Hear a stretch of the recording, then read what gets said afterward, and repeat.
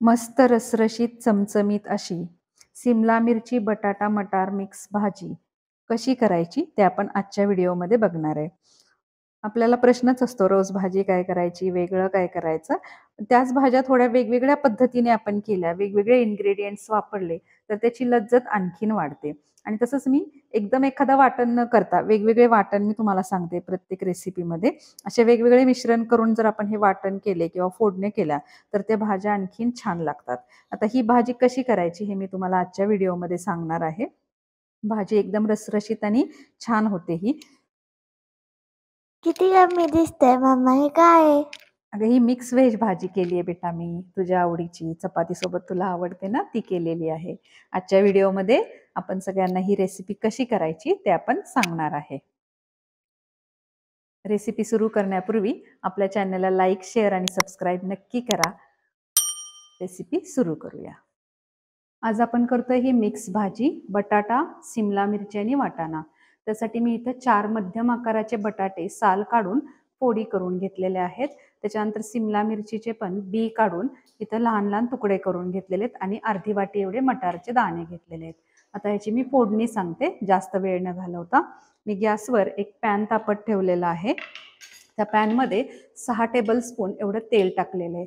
त्या तेलामध्ये जिरं मोहरी टाकलेली, तो व्हिडिओ माझ्याकडनं स्किप झाला त्याबद्दल सॉरी. जिरं मोहरी टाकून झालं की मी ह्याच्यामध्ये गॅस बारीक केलेला आहे आणि आता हिंग टाकूयात आपण. हा थोडासा हिंग टाकून झाला की मी इथं वाटण केलेलं आहे. 1 चमचा आल्याचा किस, 3 चमचे सुक्क खोबरं, कढीपत्त्याची पानं आणि कोथिंबीर हे वाटण आपण ह्याच्यामध्ये टाकूयात.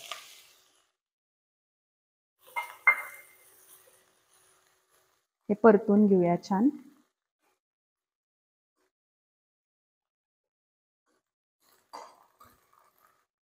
हे परतून झालं की ह्याच्यामध्ये जाईल टोमॅटो आपला. 1 टोमॅटो बारीक चिरून घेतलेला आहे. टोमॅटो छान भाजून घेऊया आपण आता. टोमॅटो आणि त्याच्याबरोबर थोडंसं आपण ओल्या खोबऱ्याचं पण वाटण टाकूया, कारण आपण ही बिना कांदा लसूण भाजी करतोय.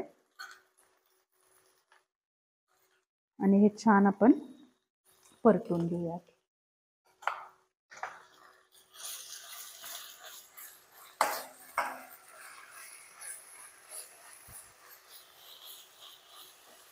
पाणी टाकून आपण हे परतून घेणार आहे.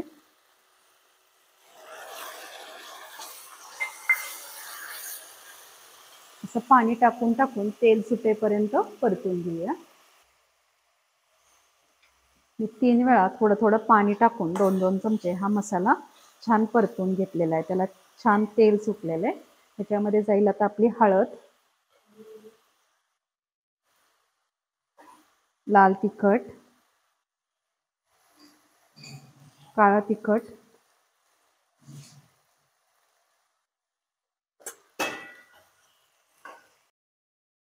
लाल तिखट काळा तिखट टाकून झालं की आपण याच्यामध्ये टाकणार आहे अर्धा चमचा गूळ,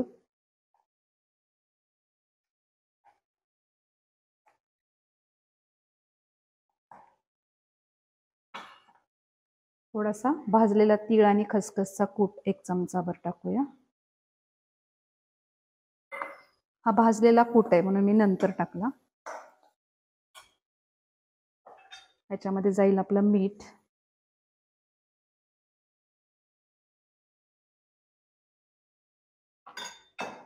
तीळ आणि खसखस भाजून त्याचा कूट टाकल्यामुळं भाजीचा स्वाद छान होतो. आणि आपण ह्या केलेल्या फोडी वाटाणा टाकूया.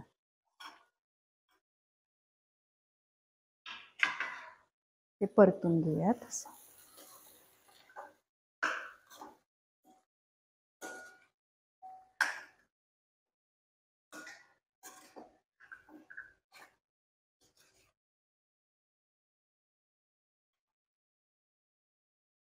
फोडी छान परतून घेतल्या की ह्याच्यामध्ये गरम पाणी टाकायचं.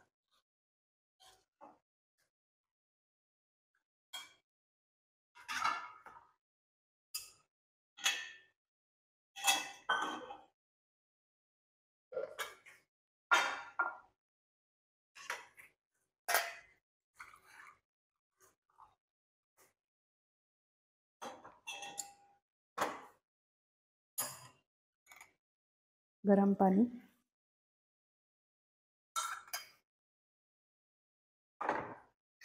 एक वाटी एवढं मी गरम पाणी टाकलेलं आहे. अजून थोडंसं ऍड करूया आपण.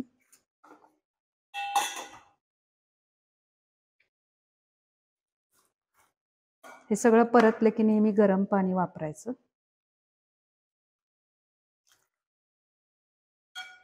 ह्याला उकळी आली की आपण झाकण ठेवूया.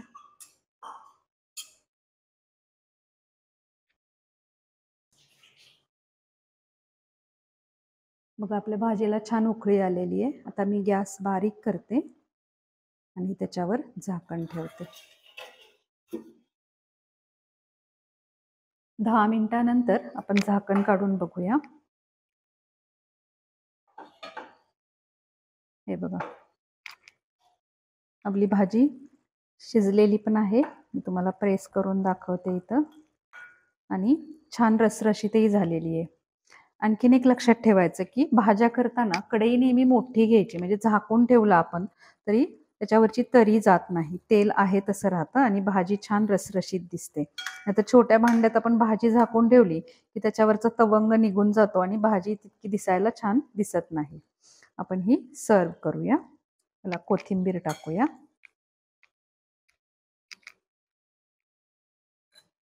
गॅस मी बंद करते आता. ह्याच्यामध्ये जाईल आपली ही चिरलेली कोथिंबीर.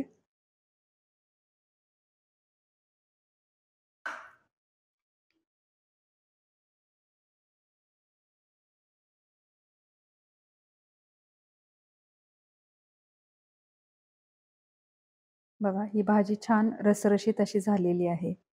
तीळ खसखसचा कूट टाकल्यामुळं भाजी छान लागते आणि तीळ आणि खसखस हे आपले खाल्ले गेले पाहिजेत. त्याच्यामुळे मी ह्याच्यामध्ये भाजलेले तीळ आणि खसखसचा कूट टाकलेला आहे. हा कूट आपण करूनच ठेवायचा. 1 वाटी तीळ भाजून घ्यायचे, 1 चमचा खसखस त्यात टाकून भाजायची आणि हा कूट करून ठेवायचा. अशा रसरशीत भाजींना किंवा रस्सा भाजीला 2 चमचे एवढा जर आपण कूट टाकला तर भाजीची टेस्ट आणखीन छान होते. आणि तीळ खाल्ले गेले पाहिजेत, त्याच्यामध्ये भरपूर कॅल्शियम आहे. म्हणून मी तुम्हाला ह्याच्यामध्ये तीळ शेंगदाण्याचा कूट सांगितलेला आहे. व्हिडिओ शेवटपर्यंत पाहिल्याबद्दल धन्यवाद. तुम्ही पण ही रेसिपी ट्राय करून बघा आणि मला कमेंटमध्ये सांगा तुम्हाला कशी वाटली. सोप्या सहज रेसिपीज आहेत ह्या.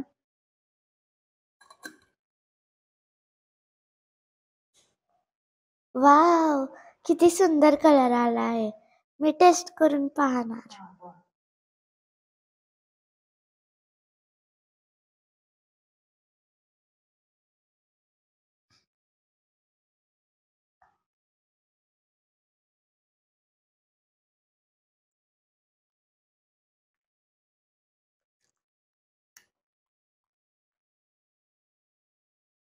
हे खूप छान झालं आहे मम्मी.